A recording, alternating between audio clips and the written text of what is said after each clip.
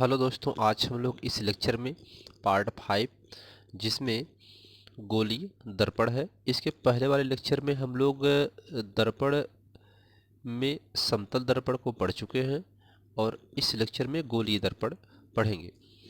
ऐसा दर्पण जिसका परावर्तक सतह गोलीय होता है गोलीय दर्पण कहलाता है। ठीक है।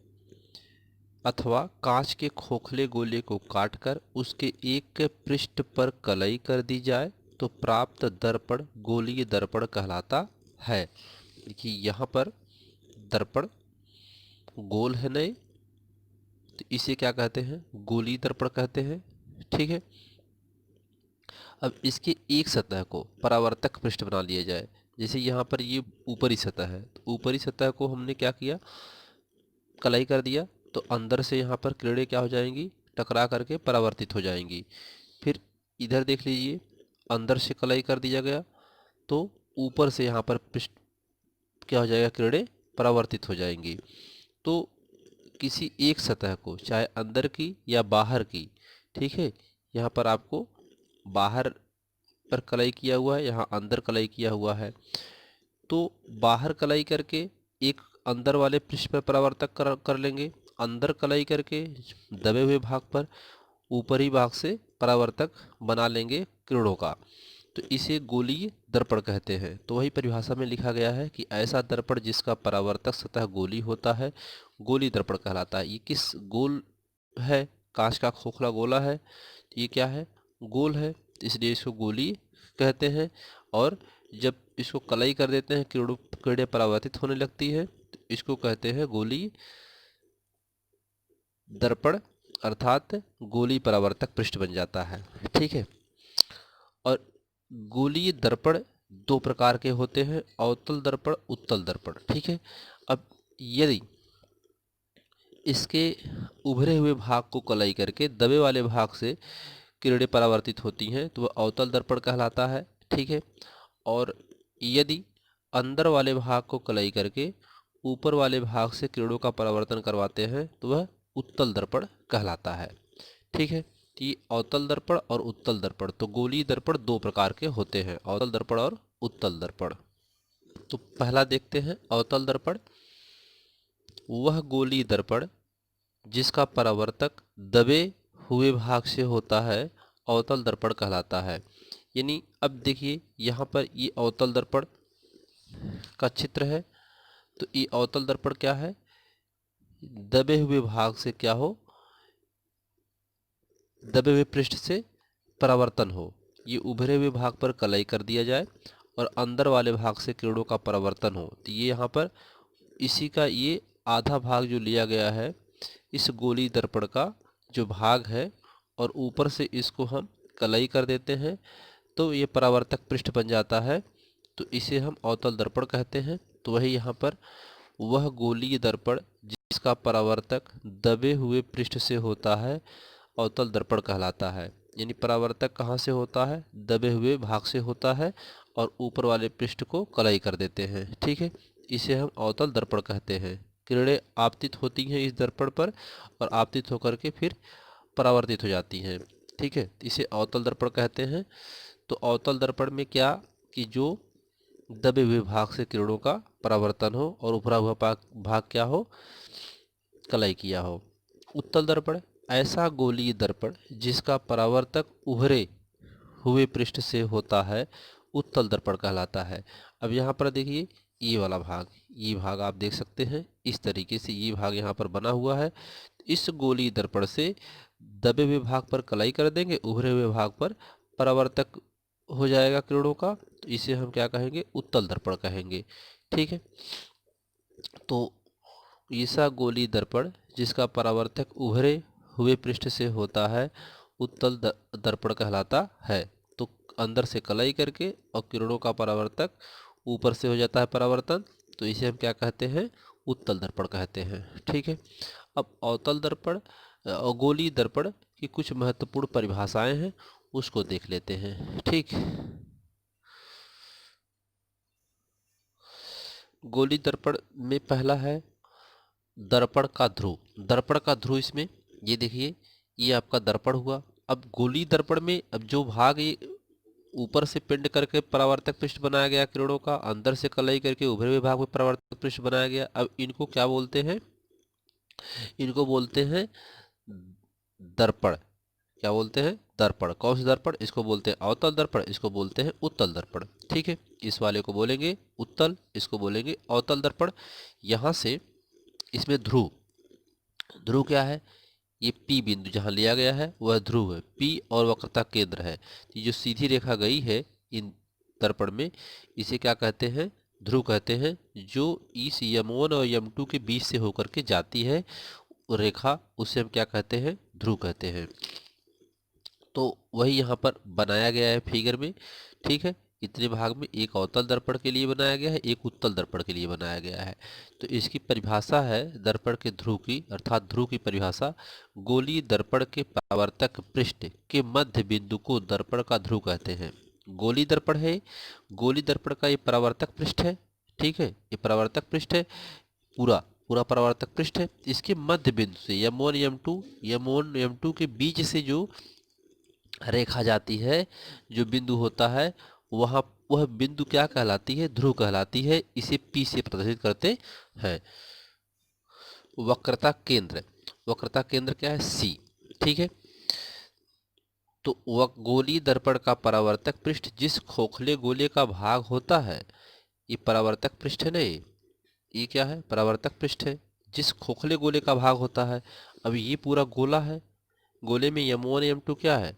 यह एक भाग है। तो जो भाग उसका एक है, उभरे हुए भाग पर कलई करते हैं तो अवतल दर्पण बन जाता है, और अंदर हुए भाग पे करते हैं तो उत्तल दर्पण बन जाता है। तो ये जो दोनों भाग हैं ये अलग अलग भाग हो जाते हैं, एक भाग इधर का और एक भाग इधर का। तो इन दोनों भाग के जो केंद्र होता है, इन गोले का भाग जो होता है उसे क्या कहते हैं? केंद्र कहते हैं। तो वही परिभाषा है कि गोलीय दर्पण का परावर्तक पृष्ठ जिस खोखले गोले का भाग होता है, उस गोले का केंद्र गोलीय दर्पण का वक्रता केंद्र कहलाता है। इसे C से प्रदर्शित करते हैं। अगली परिभाषा है अभिलंब। नॉर्मल, गोलीय दर्पण के किसी बिंदु को वक्रता केंद्र से मिलाने वाली रेखा को उस बिंदु पर अभिलंब कहते हैं। अब यह बिंदु P अगर C को मिला रही है, या कोई बिंदु यहाँ लेते यहाँ मिला रही है, कहीं पर भी कोई बिंदु ले लेते हैं और जो उसके केंद्र को मिलाती है वह उस पर क्या होती है? हमेशा अभिलंब होती है।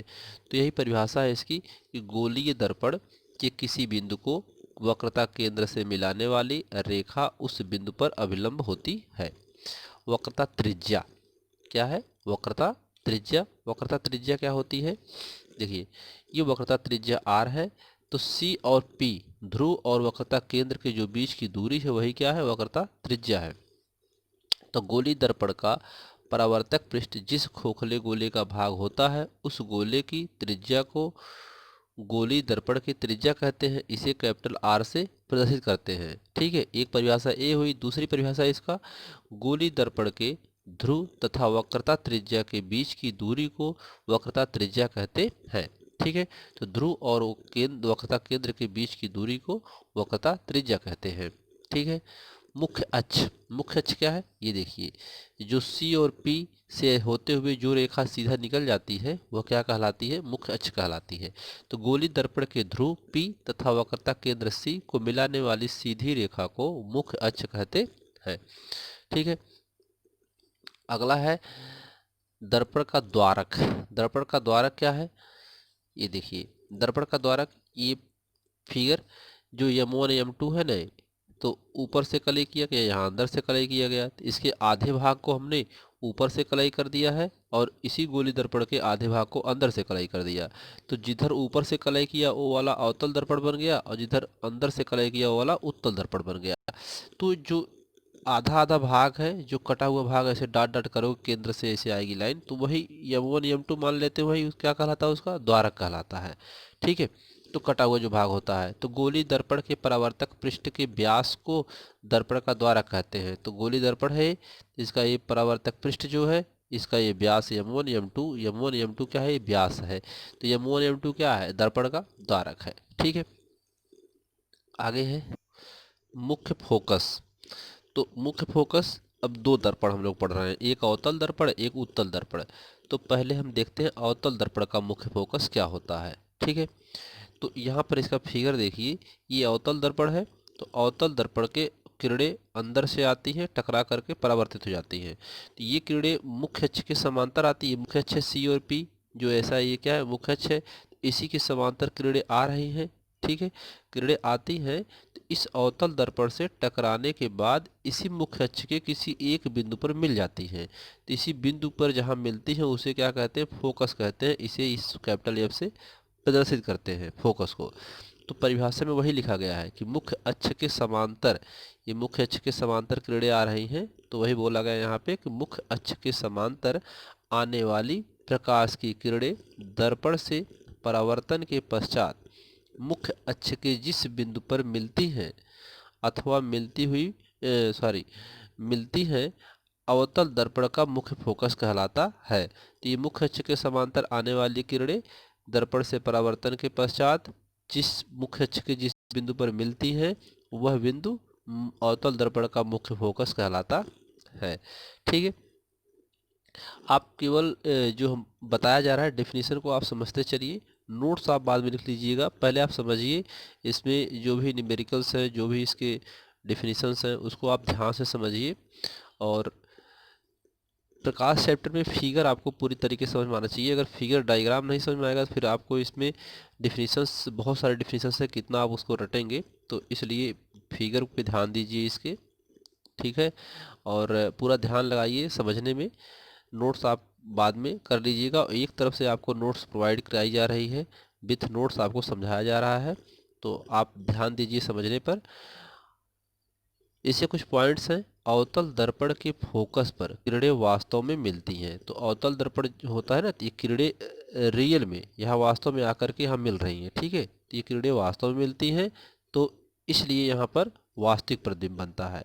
ठीक है, तो अवतल दर्पण के लिए फोकस वास्तविक होता है, तो इसलिए इसका फोकस क्या होता है, वास्तविक होता है।